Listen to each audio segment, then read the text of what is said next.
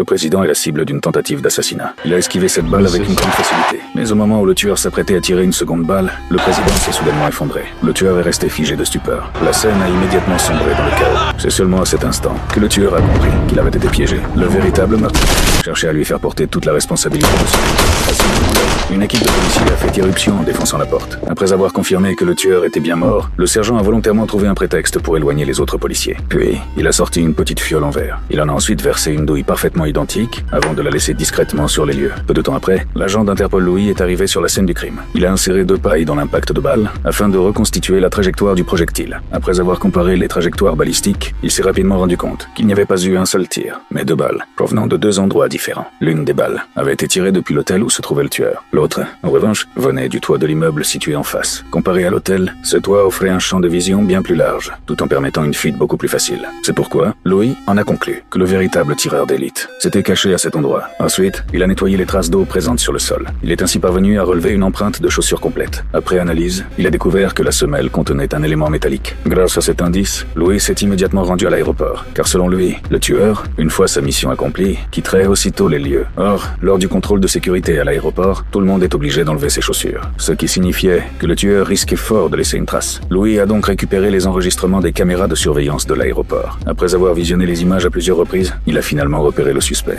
Mais celui-ci était extrêmement prudent et évitait délibérément toutes les caméras. Aucune image de la vidéosurveillance n'a réussi à filmer son visage. Au même moment, l'un des hommes de Louis a lui aussi remarqué quelque chose d'étrange. Mais alors qu'il s'apprêtait à faire son rapport, une silhouette sombre est passée derrière lui à toute vitesse. À peine une minute plus tard, il s'est mis à vomir violemment. Puis il s'est écroulé, inconscient. Lorsque Louis est arrivé sur place, il ne respirait déjà plus. Le médecin légiste a finalement conclu à une crise cardiaque soudaine. Pourtant, Louis refusait de croire à cette conclusion. Il a pris une loupe pour examiner minutieusement la scène. Il a finalement découvert un minuscule trou laissé par une aiguille.